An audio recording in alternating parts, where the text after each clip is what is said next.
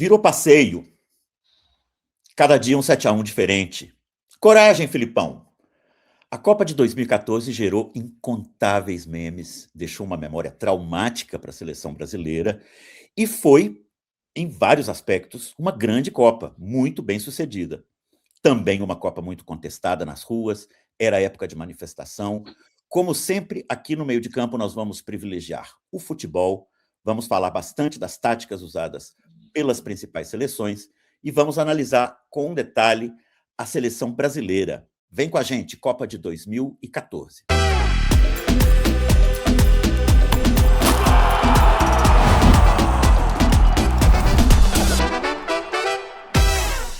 Bom dia, boa tarde, boa noite, eu sou Idelber Avelar, estou aqui com meu parceiro Diego Ambrosini, nessa empreitada de revisitar todas as Copas e hoje vamos falar da Copa de 2014. Esse é um episódio que vai mexer mais com a memória, inclusive da turma mais jovem, que tem idade suficiente para se lembrar do que aconteceu, e tem muito para se falar sobre essa Copa, né, Diego? Vamos lá.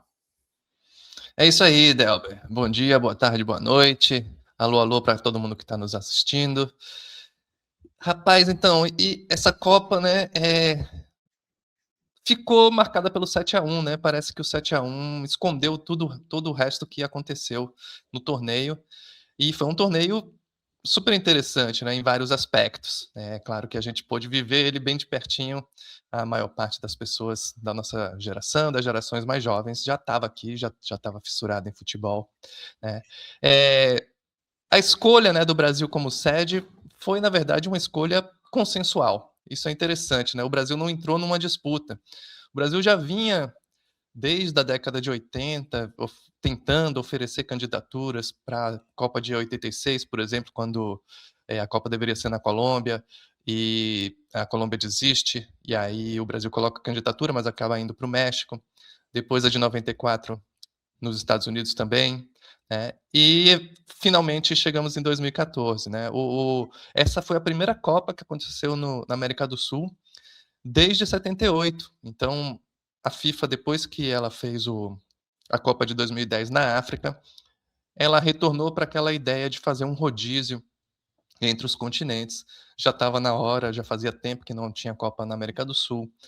E o Brasil, desde o início, foi o principal candidato. Teve também um desejo ali da Argentina, da Colômbia, mas as discussões dentro da Conmebol logo caminharam para um consenso em torno da candidatura brasileira, e o Brasil concorreu sem oponentes, né? Acabou vencendo porque não tinha ninguém disputando. Então foi um momento também, aí a gente já pode até mencionar um pouco a parte política e econômica. Aquele meados ali dos anos 2000, o Brasil estava vivendo um boom econômico grande, né? Então, ao mesmo tempo em que havia, né, da parte da FIFA, do Sepp Blatter, o apoio, mas também uma cobrança, e aí a gente passou a usar a expressão padrão FIFA, né, porque a FIFA passou a exigir que os estádios e toda a parte de logística tivesse um padrão de excelência bastante alto, né? E aí todo o momento de preparação, né, de construção dos estádios. Praticamente todos os estádios foram estádios novos, construídos especificamente para o evento, né? Situações problemáticas, né, que envolvendo as principais construtoras, a gente sabe, não precisamos também entrar em detalhes com relação a isso. Foi a Copa que mais gastou, né, os estádios foram os estádios mais caros, mesmo depois, né, mas alguns dos estádios construídos em praças onde a gente pouco tem uso, né, os mais lembrados sempre são Manaus, Brasília, Mato Grosso, né? Se bem que recentemente com o Cuiabá na Série A, o estádio passou a ser visto também no topo. A Arena de Pernambuco é muito criticada pelos clubes de lá, porque não utilizam, fica numa região muito fora, né, do acesso. O Maracanã, muita gente reclama que descaracterizou, né, o ambiente dos estádios, um dos estádios mais famosos do mundo.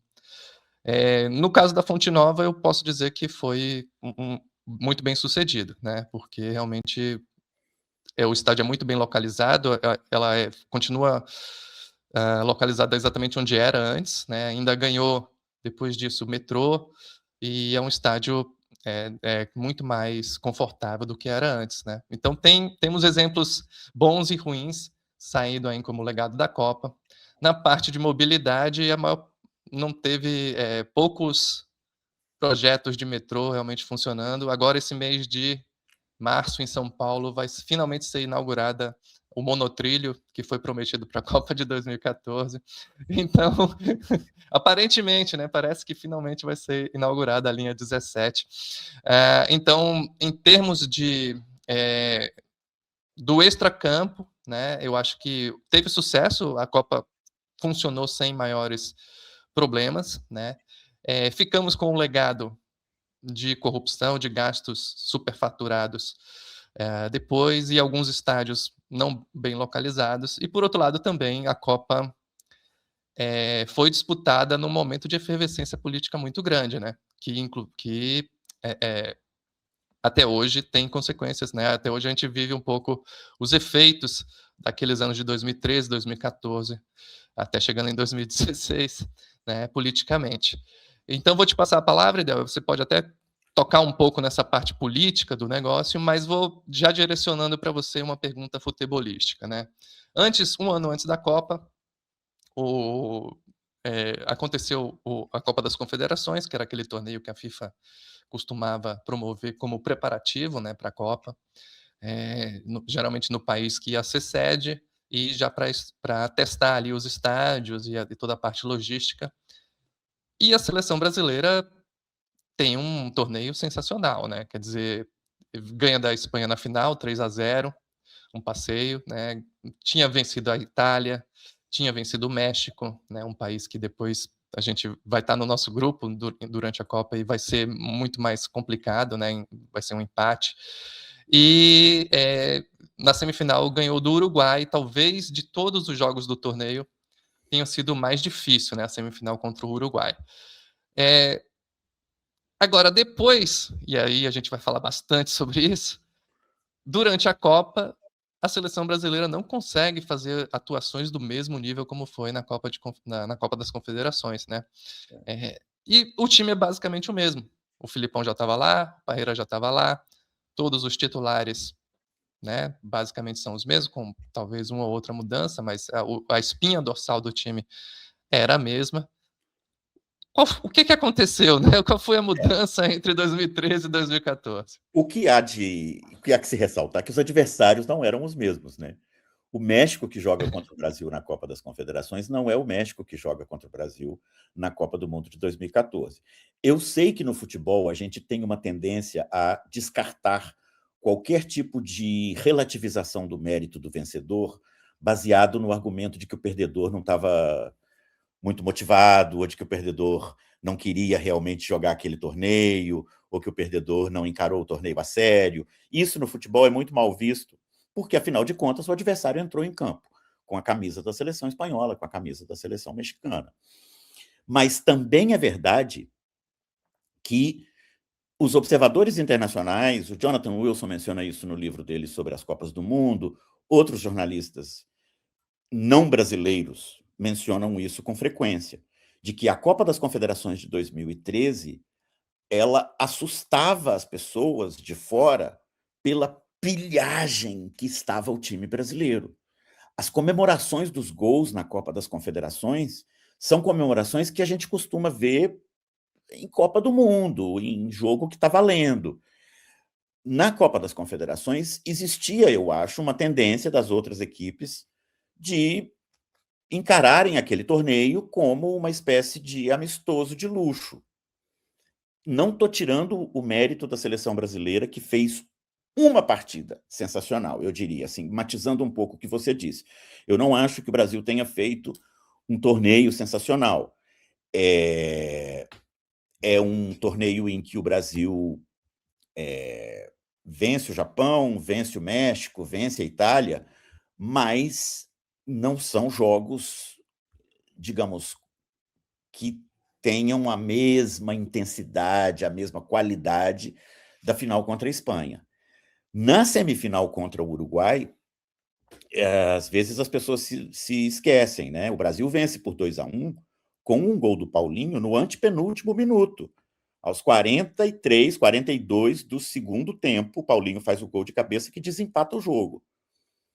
E o Uruguai perde um pênalti quando o jogo estava 0-0.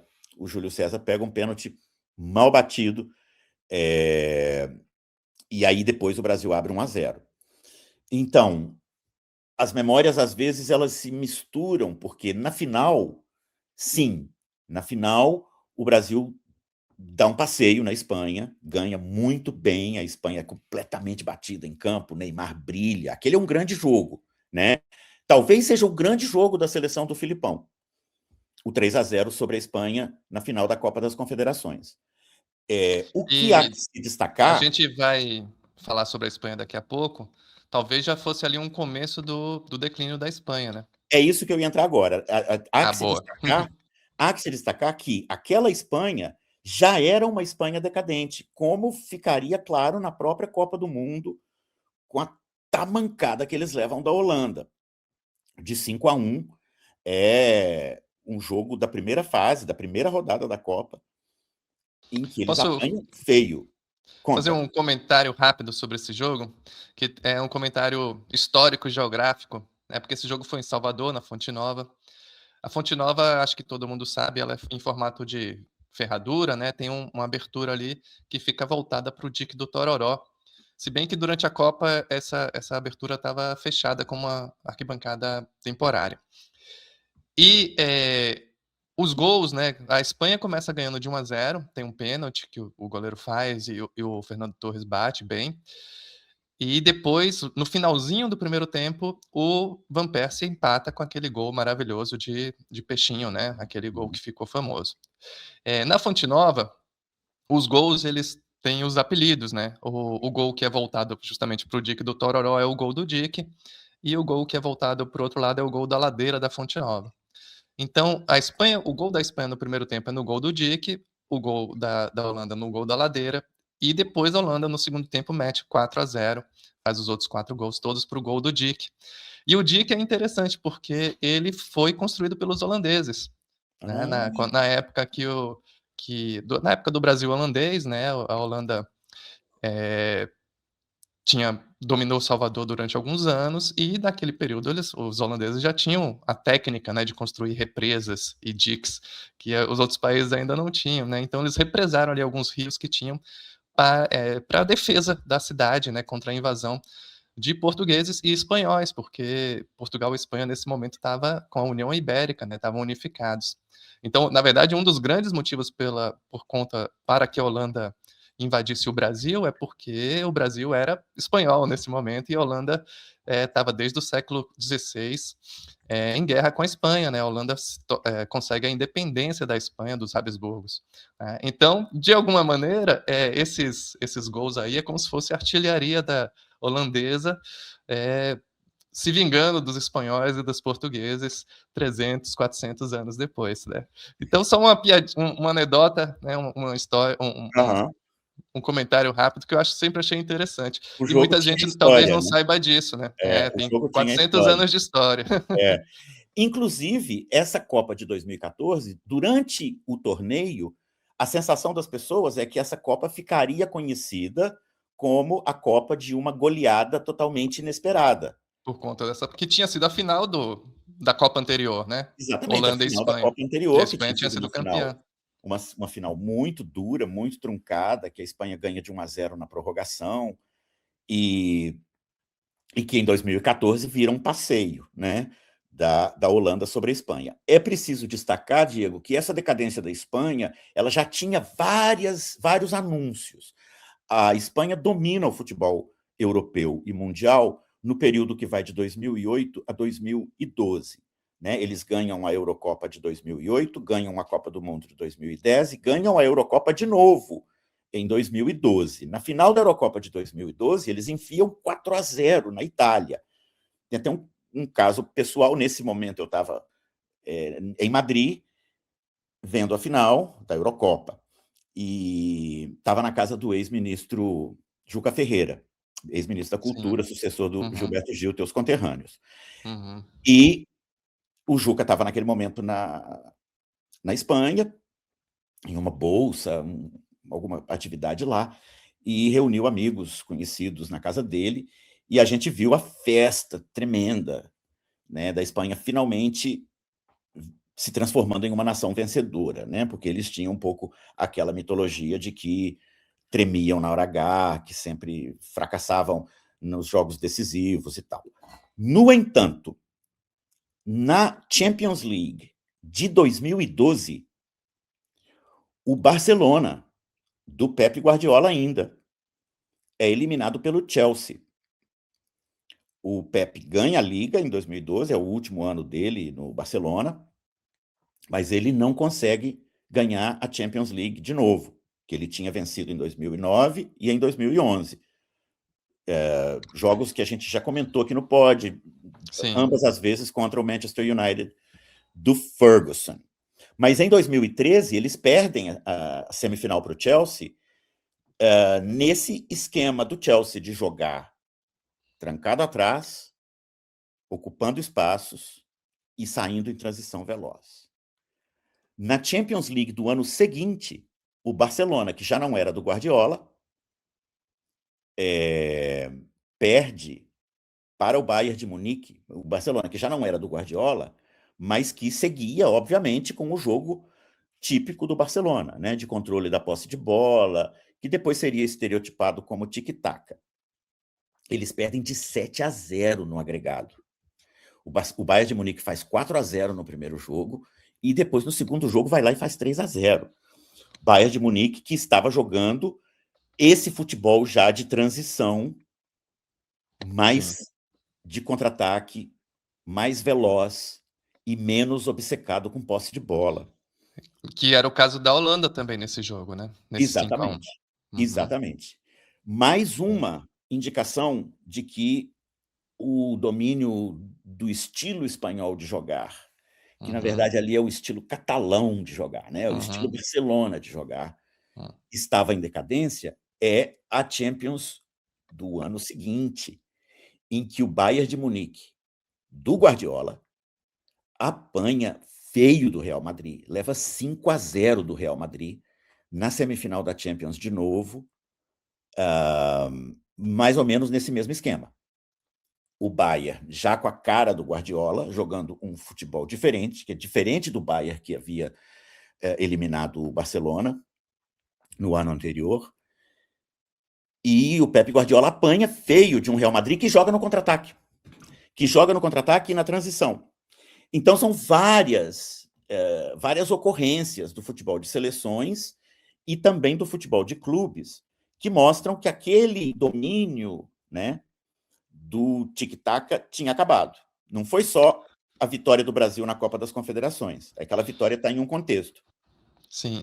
Então, ainda para último comentário sobre Espanha e Holanda, né? A Espanha continua um aspecto, né, que, curiosamente, no século XXI não foi tão raro, que é o fato do campeão da Copa anterior ser eliminado logo na primeira fase, né, porque a Espanha toma essa sapatada da Holanda, depois perde para o Chile e então já na segunda rodada tá fora da Copa, né. O que tinha acontecido com a França em 2002, a França campeã de 98, foi eliminada em 2002, ali a França caiu no grupo difícil, né, o grupo da morte, e não consegue passar. E em 2018 com a Alemanha também, né, a Alemanha, que era campeã de 14, não consegue passar, do grupo em 2018. Então, em 3 Copas desse século, aconteceu isso que acho que não tinha tido, durante o século XX, não tinha tido outro caso anterior, né. Então é só uma curiosidade, é Sim. interessante isso, né. E essa Copa de 2014, ela é também a última Copa em que você tem uma sequência de sul-americanos eliminando Sim, sim. europeus importantes, né. Então vamos lá para passar já para outra. Latino-americanos também, né, Latino-americanos, porque tem a Costa Rica então, também. a grande surpresa da Copa que é a Costa Rica, eu acho, né. Então vamos lá passar rapidamente por esses episódios que são importantes. Como você mencionou, a Espanha é eliminada pelo Chile, não no mata-mata, mas ela é eliminada porque perdeu do Chile, que já tinha perdido da Holanda. Ela é eliminada na fase de grupos. Uma vitória boa do Chile, assim, 2-0, faz 1-0, suporta a pressão, controla o jogo, sai nos contra-ataques, mata o jogo quando faz 2-0 no segundo tempo. O grupo da Itália e da Inglaterra é o grande choque dessa Copa, porque Sim. saem ali no mesmo grupo Uruguai, Costa Rica, Itália, Inglaterra. O O Uruguai. grupo. Esse grupo tinha sido já chamado de grupo da morte, porque tinha Itália, Inglaterra e Uruguai, né? Ninguém dava nada pela Costa Rica, né? E a Exato. Costa foi a grande E surpresa. o Uruguai já distanciado das suas glórias passadas, né? Apesar de ser naquele momento o campeão da Copa América, ele tinha sido campeão de uma Copa América muito fraca, com um monte de jogo decidido em disputa de pênaltis, poucos gols, participação bizonha do Brasil. Mas tinha chegado na semifinal em 2010. E tinha chegado na semifinal em 2010. Mas a expectativa de todo mundo era que Itália e Inglaterra avançassem, né? Certamente. E o Uruguai estreia perdendo da Costa Rica, a Inglaterra estreia perdendo da Itália, e aí, na segunda rodada, a Inglaterra perde de novo, dessa vez para o Uruguai, né? E o Uruguai, depois, na terceira rodada, derrota também a Itália e classificam-se Costa Rica e Uruguai. A Inglaterra e a Itália caem na fase de grupos. E vale lembrar que a Itália, depois dessa eliminação, não voltou mais para a Copa do Mundo, Não né? voltou mais. Assim, a última aparição da Itália em uma Copa do Mundo foi sendo eliminada pela Costa Rica e pelo Uruguai, né? A Colômbia é, dos times latino-americanos, o que joga consistentemente o melhor futebol, na minha opinião, durante toda a Copa. A Colômbia ganha o seu grupo com 3 vitórias, ganha bem da Grécia, assim, dá uma goleada na Grécia de 3-0, poderia ter feito mais.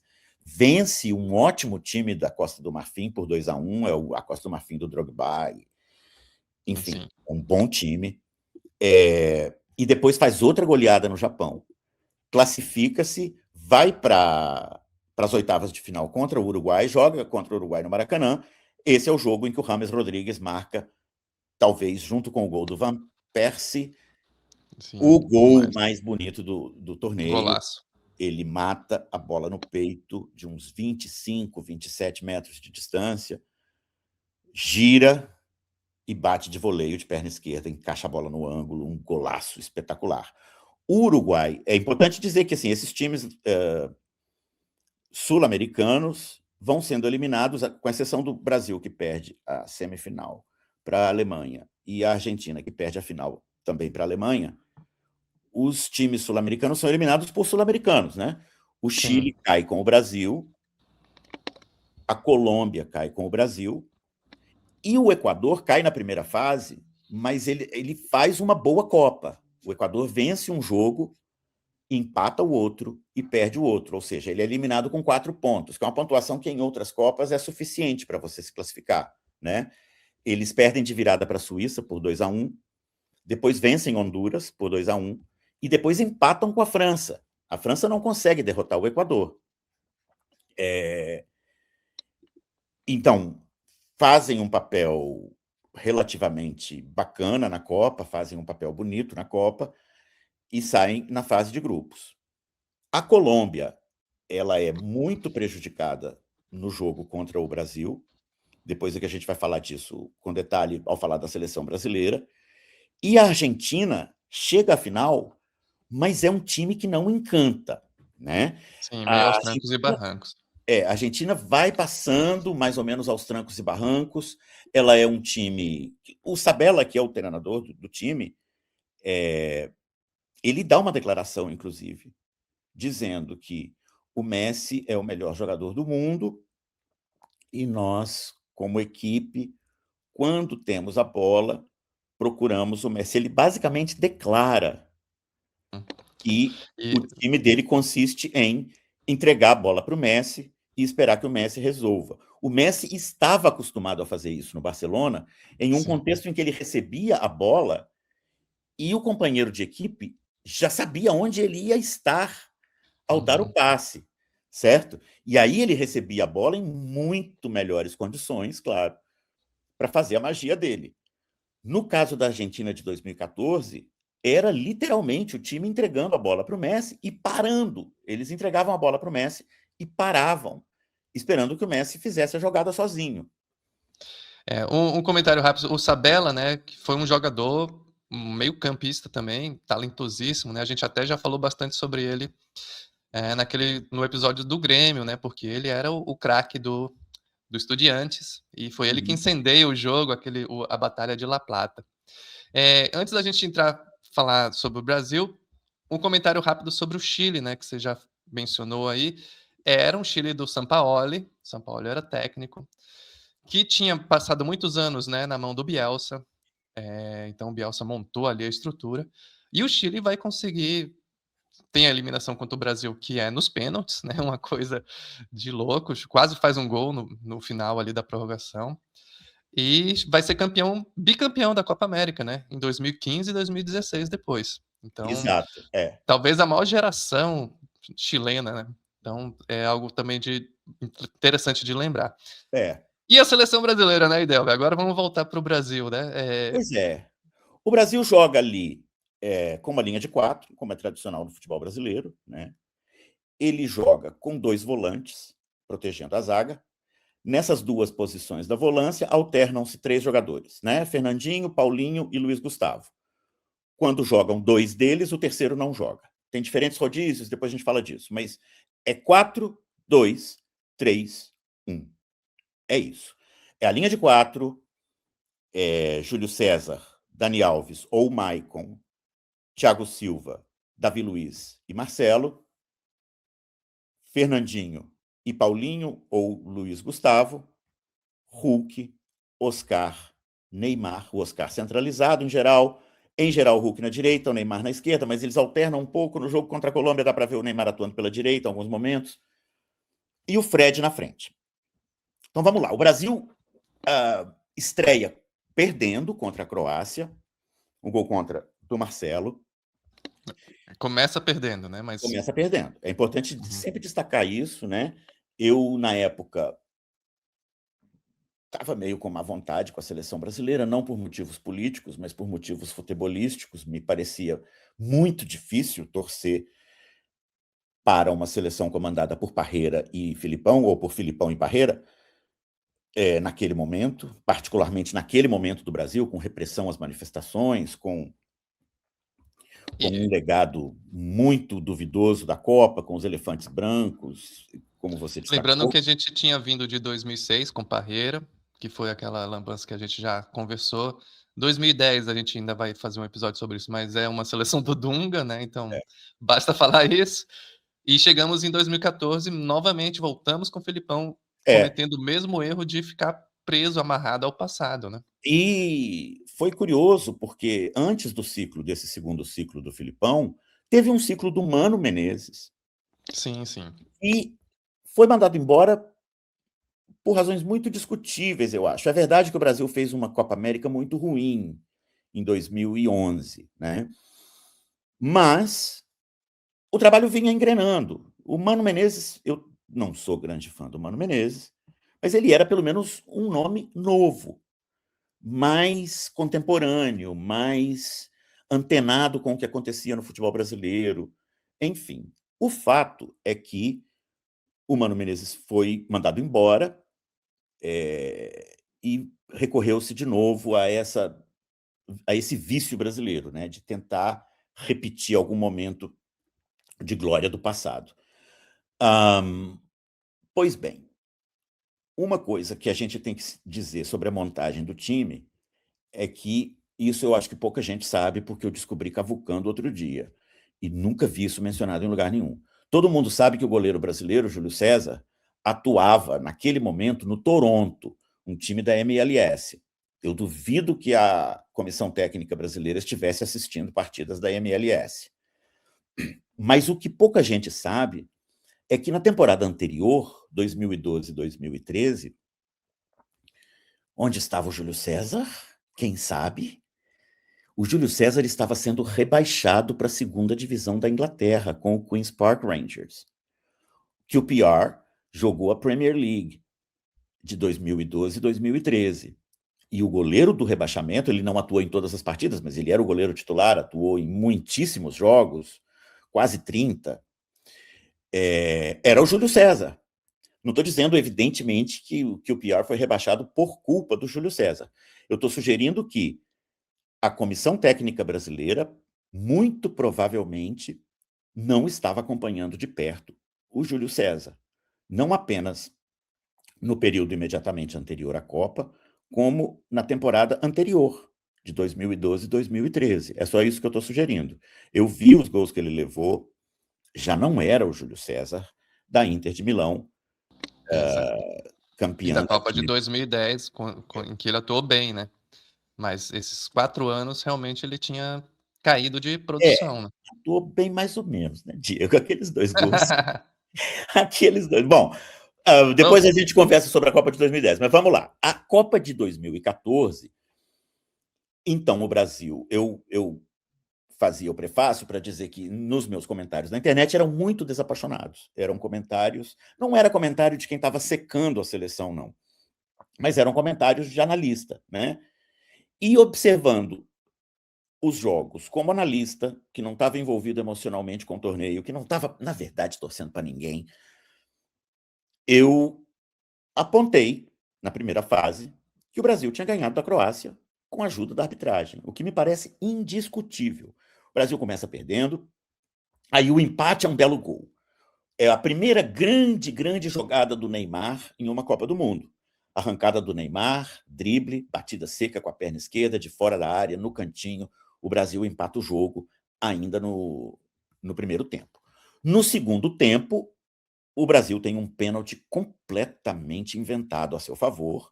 É uma daquelas típicas jogadas de pivô do Fred, que ele fazia repetidamente, que é receber a bola de costas para o gol, ir empurrando o zagueiro adversário para trás, com a bunda ou com as costas, e depois, no momento em que sente o contato, cai de braços abertos. Pomba, isso não é pênalti, né?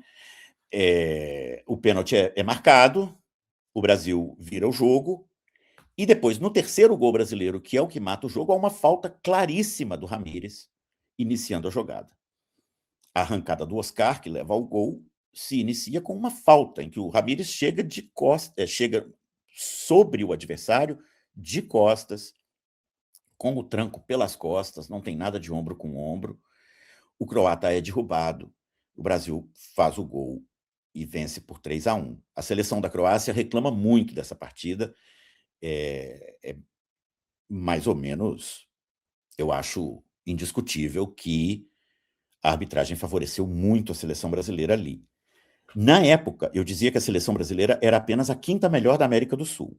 Um pouquinho, para provocar assim, um pouquinho de butade, mas sem dúvida, naquela Copa, Uruguai, Colômbia e Argentina, pelo menos, estavam jogando mais bola que o Brasil.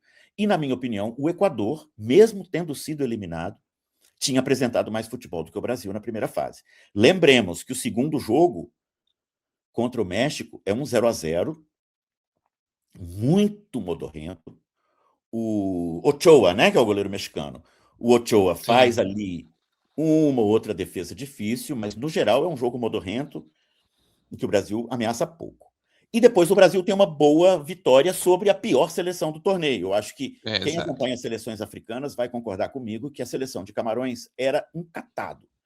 Era um catado vitimado pela bagunça que era a Confederação de Futebol de Camarões naquele momento. Enfim, o fato é que o Brasil tem ali uma vitória ilusória de 4-1 sobre o pior time da Copa.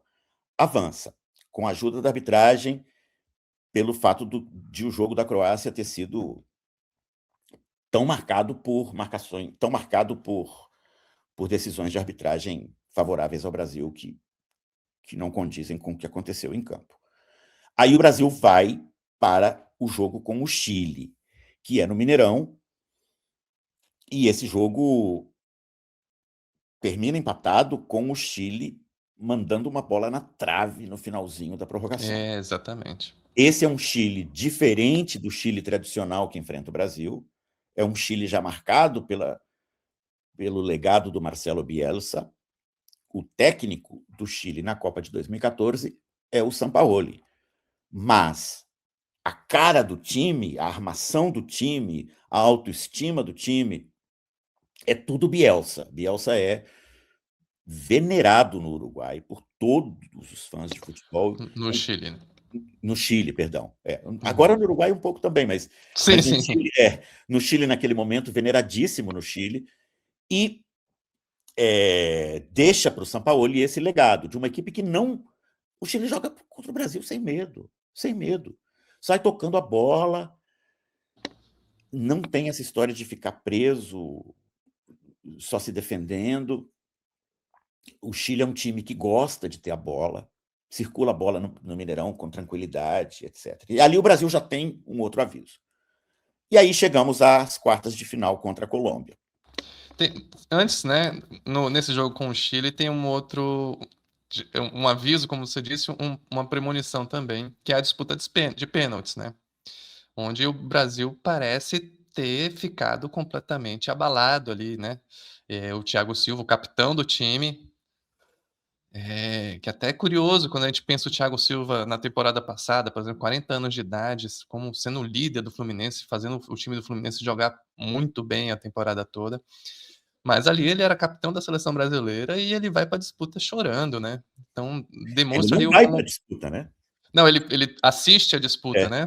Ele se Exato. recusa a bater o pênalti e está chorando, né? E Uhum. aqui, vamos então aproveitar para sublinhar uma coisa que os observadores internacionais mencionam muito, né? É um clima muito tenso o que transmite aquela Exato. seleção. A pilha daquela cantoria do hino à capela é bastante... Ela é, por um lado, bonita, mostra a, a união do time, etc. Mas ela é também, por outro lado, bem assustadora. Existia um climão de tensão e de pilha exagerada e de descontrole emocional que a própria equipe projetava para a torcida, né? Sim. A própria equipe projetava isso. Aqui, digamos, a choradeira antes da batida do pênalti não tem cabimento. E Uhum. aqui vamos deixar claro, não tem nada a ver com o tradicional discurso machista de que o homem não chora. Não se trata Sim. disso. Quer chorar, chora depois, pô. Uhum. Chora depois. Tem que estar Antes, focado, né? antes da cobrança de pênaltis, é um negócio que É. denota completo descontrole Eu emocional. acho que só tem equivalente com o que aconteceu agora em 2022, com o nosso técnico abandonando o campo É, antes também da disputa, né? é um total Se o, descontrole. se o líder, seja o capitão, seja o técnico, não consegue se colocar à altura, né? Os demais jogadores, obviamente, vão sentir o peso, né? Sim, sim, sim. Né? É Não um sei até time... que ponto, Idelber, essa tensão que você descreve tem a ver com o ambiente futebolístico e com, sei lá, lembranças do Maracanaço ou qualquer coisa do gênero, e também com o clima político mais amplo que estava no país nessa época. Estava todo mundo doido, né? Existia uma sensação de obrigação de vencer, né? É É, como se os adversários estivessem ali só para validar um título que já era nosso de direito, né? Era um título que exato. já era nosso por direito adquirido. E aí entra tudo, eu acho que de tudo um pouco, né? A utilização pelo governo da Copa, quer dizer, tinha propagandas com a presidenta Dilma Rousseff junto com o Neymar, a promoção política do evento, a figura do Filipão como, né, o sujeito que vai botar pilha, que vai organizar a família, etc. Né? Tudo isso foi gerando um clima em que o descontrole emocional era visível. Na partida contra a Colômbia, e aí eu vou dizer algumas coisas aqui que são polêmicas, mas eu tenho muita convicção do que eu estou dizendo sobre esse jogo. Esse jogo é um dos maiores roubos da história das Copas. Os camaradas conterrâneos, não, compatriotas, que discordarem de mim, baseados na lembrança que eles têm desse jogo, eu peço o que eu peço sempre. Assistam a partida agora, de forma desapaixonada, porque não vale você discordar baseado numa memória de 12 anos atrás, de uma partida que você assistiu como torcedor. O Brasil faz 31 faltas. A Colômbia faz 23.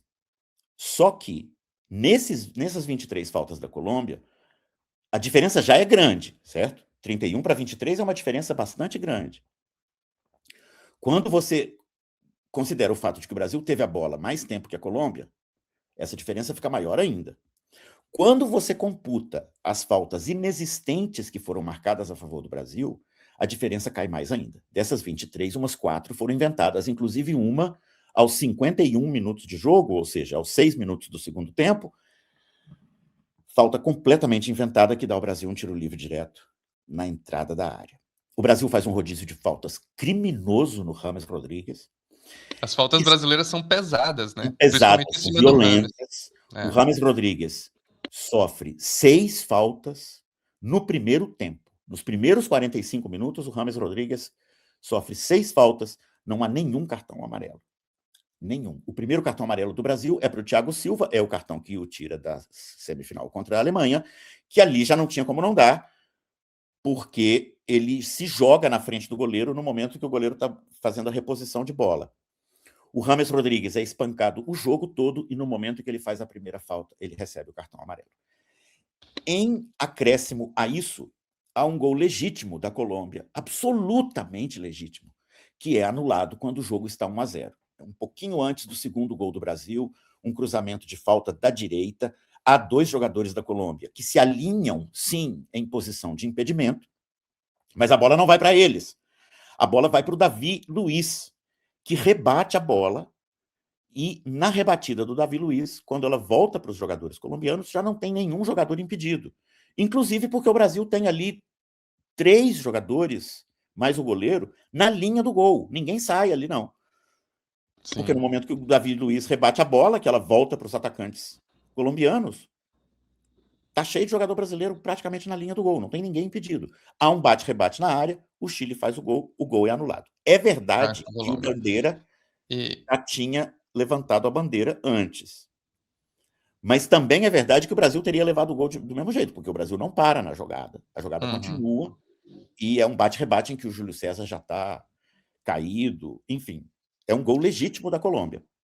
E poucas coisas irritam mais um time de futebol do que, durante uma partida, essas faltas que não são marcadas, né, esses errinhos da arbitragem. E a Colômbia acaba meio que perdendo a cabeça ali no final. Eles levam um cartão amarelo por reclamação, e aí depois tem a jogada do Zúñiga, que chega em cima do Neymar, vindo por trás. Eu realmente não consigo identificar se há intenção de maldade ou se foi um acidente. Eu realmente prefiro suspender o juízo ali, mas ali o Neymar sai com a coluna vertebral arrebentada, né? E o time colombiano é vítima o Zúñiga, em particular, é vítima de uma campanha pesada, intensa na internet brasileira e injusta, a meu ver, à luz do que foi a pancadaria brasileira, não punida pela arbitragem. Em todo caso, o Brasil avança e vai para o jogo que todo mundo conhece. Né? Então, deixa eu te provocar nesse jogo, né? Ficou famoso, claro, aquele meme do André Rizek, né? Em que ele fala assim: coragem, Filipão, o meio-campo da Alemanha não marca muito. Escala o William, deixa os 3 volantes para depois, joga sem medo como o Brasil, né? E aí é interessante, na verdade, porque o Filipão eu não escala o William, né? Mas ele não muda a formação tática do Brasil. No Brasil, como você já colocou, costumava jogar no 4-2-3-1. E as mudanças que o Filipão faz são mudanças de peça, né? Mas não mudança tática.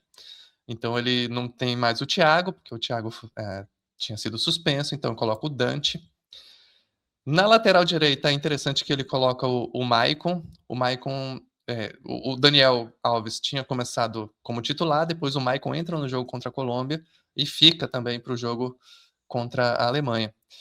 E no lugar do Neymar, ele acaba escalando o Bernard, que era atacante, né, ponta esquerda. Então, o Filipão não resolve compor melhor o meio de campo. No meio de campo ficam ali os 2 volantes que nessa partida joga o Paulinho com o Fernandinho. Então, o Luiz Gustavo não joga, mas tinha esse rodízio, né? Era comum que os 3 ficassem trocando ali, às vezes era uma dupla, às vezes outra. Então, quer dizer, as mudanças que ocorrem são mudanças de lideranças, né, do Thiago e do Neymar, mas não são mudanças que taticamente mudam a seleção, né? E o 7-1 é difícil entender o que aconteceu ali, né? Bom, vamos só corrigir uma coisinha aqui, querido. No jogo contra a Alemanha, joga Luiz Gustavo e Fernandinho. O Paulinho entra no jogo. Você tem razão que o Paulinho joga o segundo tempo. Ok. O Paulinho joga o segundo tempo, mas o time começa com Luiz Gustavo e Fernandinho. O que a gente teria que destacar aí na partida contra a Alemanha é que, com frequência, as pessoas dizem assim, foi uma pane de 10 minutos em que a Alemanha marca 4 gols. Sim, houve uma pane ali, depois que o Müller faz aquele gol de escanteio. Sim. A Alemanha faz gols aos 23, 24, 26, 29. Então, são 8 minutos em que a Alemanha faz 4 gols. Aí, bom, enfim, todos os memes, todo mundo conhece, você foi no banheiro e voltou, estava 4-0. Tudo isso que nós sabemos. Deixa eu só voltar na correção que você fez, né? O que eu quis dizer é que, na verdade, enfim, quando ele coloca o Fernandinho, quando ele coloca o Paulinho, é no lugar do Fernandinho. Então, os 2 volantes, eles permanecem, né? Sim, Não eu tem acho que nenhum isso momento em que ele claro. coloca 3 volantes, né? Não existe nenhum arranjo em que ele coloque 3 volantes. Ele joga com aqueles 2 volantes, e o Brasil não tem, na realidade, um armador, né? Nem Hulk, nem Neymar, nem Oscar são jogadores que têm característica de camisa 8, né? Sim. Aquele armador, né? Que não é cabeça de área, mas que também não é ponta de lança. Ponta de lança, sim. Né? Então, por exemplo, digamos, um Falcão, não tem um jogador com a característica do Falcão, com a característica do Gerson, enfim, aquele tradicional camisa 8 do futebol brasileiro. Né? Pois bem, eu entendo as pessoas dizerem que houve uma pane, e é verdade que houve uma pane mesmo, mas o discurso da pane esconde o fato de que o Brasil nem deveria estar ali. Ele nem deveria estar ali. O que a tamancada da Alemanha revela é que o Brasil já tinha chegado ali e merecidamente. Sabemos que a noção de merecimento no futebol é complicada, se chegou é porque mereceu, mas no caso do Brasil houve uma ajuda considerável da arbitragem em 2 partidas, contra a Croácia e contra a Colômbia. Houve uma dose considerável de sorte no jogo contra o Chile, e aí contra a Alemanha não teve jeito, né? Você pode falar da pane no segundo, terceiro, quarto e quinto gols, mas se você olhar o primeiro gol, há uma cobrança de escanteio em que a zaga brasileira inexplicavelmente se move inteira para o primeiro pau. O Brasil corre na direção do primeiro pau e deixa o Müller livre para fazer um voleio de chapa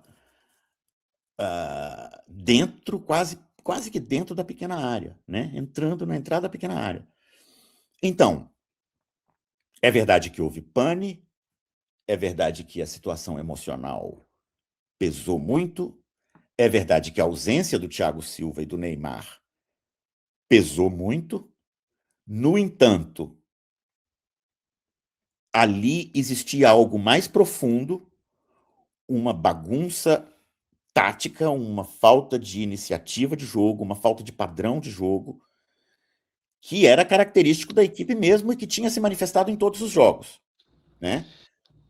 Depois desse jogo, o Brasil leva outra tamancada. Sim. De 3-0 da Holanda, na disputa do terceiro lugar, que é um jogo que a Holanda passeia com tranquilidade. A Holanda faz 3-0.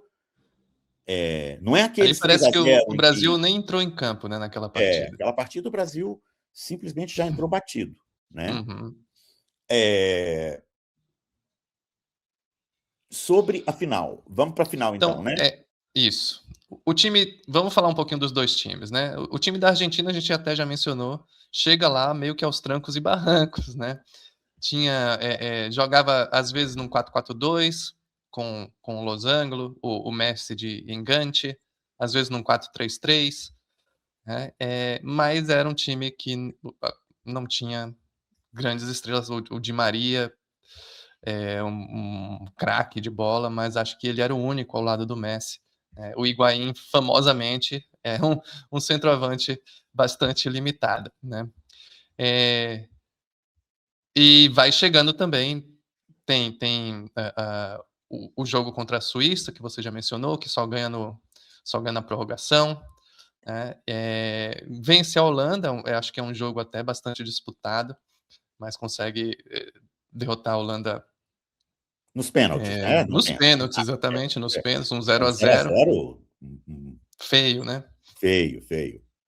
É, pois Agora, a Alemanha, por outro lado, tinha sido um pouco uma sensação, pelo menos da primeira fase, né. Tem aquele em Salvador acontece o 5-1, da Espanha com a Holanda, mas da Holanda em cima da Espanha, mas também acontece o 4-0 da Alemanha em cima de Portugal, né, também na sim, primeira rodada. sim. Depois a Alemanha empata com Gana, que é um jogo até que tem os irmãos, né, um em cada seleção, e ganha dos Estados Unidos, mas nas oitavas tem um jogo que por pouco não entrou para a história das Copas, porque a Alemanha só vence a Argélia já na prorrogação, por 2-1. Seria a vingança contra 82, né. Deveria ter ocorrido, mas a Alemanha consegue, aos trancos e barrancos, passar pela Argélia, depois vence a França, que não fez uma boa Copa, eu acho, né, não chegou a encantar. E aí vem o 7-1, então, de certa forma, a Alemanha fica marcada aí como o grande time da Copa, sobretudo pelo 7-1 e aquele 4-0 na primeira rodada, né. Era um time do Low que era um time de muita transição, né, de jogo É, e é um em time contra-ataque. que, ah, foi bom que você mencionou isso, porque é uma Copa em que 2 seleções europeias de peso inauguram, ah, movimentos táticos que elas nunca tinham feito. Exato. A Holanda, que sempre jogou com pontas abertos, em geral no 4-3-3, mas às vezes no 3-4-3, mas sempre com pontas abertos. A Holanda dessa Copa jogou sem ponta aberta, né? Ela jogou com linha de 3 ou linha de 5, como vocês queiram chamar, linha de 3 quando tem a bola, linha de 5 quando se defende. Ela jogou no 5-3-2, né? Exato. Van Persie e Robben na frente, E o como Robben famosamente era um ponta que entrava, né, era um ponta que que entrava, e ali ele prome estava jogando, enfim, com é, liberdade para jogar atrás do Van Persie, indo para as pontas ou fazendo o trabalho de camisa 10 ali atrás do centroavante. A Alemanha, por outro lado, ela rompe com uma tradição histórica da Alemanha, que é ter um centroavante, um camisa 9. A Alemanha uhum, sempre teve um dos elementos de destaque das seleções históricas da Alemanha é a presença de um camisa 9, típico, Gerd fixo. Müller, né, Gerd Müller, depois o Klinsmann, Klinsmann, né, Völler. Völler, etc. Uhum, Nessa Copa, eles inauguram um outro sistema, que é o falso 9. O Thomas uhum, Müller é um falso 9. Ele joga exato. saindo ali do, do espaço de centroavante, voltando. Em diferentes jogos, tem diferentes escalações, mas, em geral, por exemplo, na partida contra a Argélia, está o Götze do lado direito e o Özil do lado esquerdo, né? É, na partida contra a França, aí já entra o Klose, né?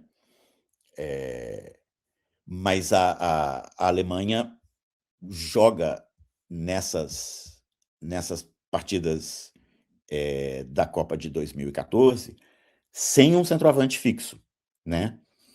Pois bem, vamos falar rapidinho da final, que a gente tem um compromisso aqui de acabar antes de completar 1 hora. Vamos É lá. uma final ruim, né, Diego? É uma Feia de final se ver. feia de se ver, é uma final travada. A Argentina não é um time capaz de gerar nada a não ser situações em que o Messi cria absolutamente sozinho. E como lhe está sendo pedido que crie absolutamente sozinho a partir de uma posição estática contra uma seleção que sabe se defender, como a Alemanha, não rolou, né? A Alemanha vence por 1-0, o gol montado por 2 reservas, né? Schürrle e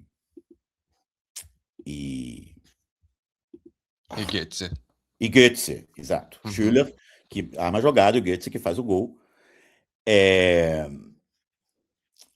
a Alemanha tem uma jogada ali do que eu acredito que foi um pênalti, claro, do Neuer, Uhum. do Neuer saindo É. violentamente, né, com os pés no peito do Di Maria, certo? É o Uhum. Di Maria que sofre aquele pênalti. Ele não é marcado, os argentinos reclamam muito, né? Os brasileiros ficavam ali naquele dilema terrível, né? Para quem torcer, ou você torce para o rival histórico, ou você torce para o time que lhe enfiou 7 na Moringa. Como eu estava mais ou menos como um espectador neutro, eu assisti a final como um espectador neutro. Ela, na verdade, me entediou essa final. São 2 finais que me entediaram em sequência, a final de 2010 e a final de 2014. Até mais do que a final de 2006, que também foi empate, foi para os pênaltis, mas que teve mais movimento, mais surpresa, mais drama. A Alemanha, para todos os efeitos, eu acho que a gente vai concordar nisso, nós nem falamos disso, mas acho que vamos concordar que é um título merecido, né? Ela, É. ela avança meio capengando, ela tem um pouco de sorte contra a Aliás, a Copa é Argélia. até interessante porque ela teve jogos muito legais, muito É, interessantes, essas é, goleadas todas, mas não teve um time que encantasse, né? é, Os é, jogos eram legais pela disputa ali, é. mas não teve nenhuma seleção que realmente fosse encantadora, né? A Então é Colômbia interessante. encantou na primeira fase, Ah, sim, a Colômbia. encantou contra o Uruguai. Essa Copa foi a realização do sonho colombiano que havia sido Uhum. frustrado em 94. Em 94 a Colômbia vai com toda aquela expectativa, nós já fizemos aqui um episódio que tratou disso, né? Eles haviam vencido a Argentina por 5-0 em Buenos Aires, foram muito, muito animados para a Copa, e ali o time completamente se derrete. Derrete não, o time se revela como o time vulnerável que era. Era um time vistoso, mas muito vulnerável, perde da Romênia, perde dos Estados Unidos, e tem aí o episódio do gol contra do Escobar, que leva àquela tragédia, que é o assassinato dele. Mas, em 2014, aí sim, a Colômbia vence 4 jogos em sequência. É o único país que faz isso. Detalhe sobre a Copa de 2014, que, né, É, verdade. você aí, ouvinte, provavelmente não parou para pensar. Uhum. A Colômbia é o único time que vence 4 jogos seguidos no tempo normal, né? A Argentina, só para a gente ir fechando, chega a essa final vencendo a Suíça por 1-0 na prorrogação. O Messi acha a jogada para o Higuaín fazer o gol.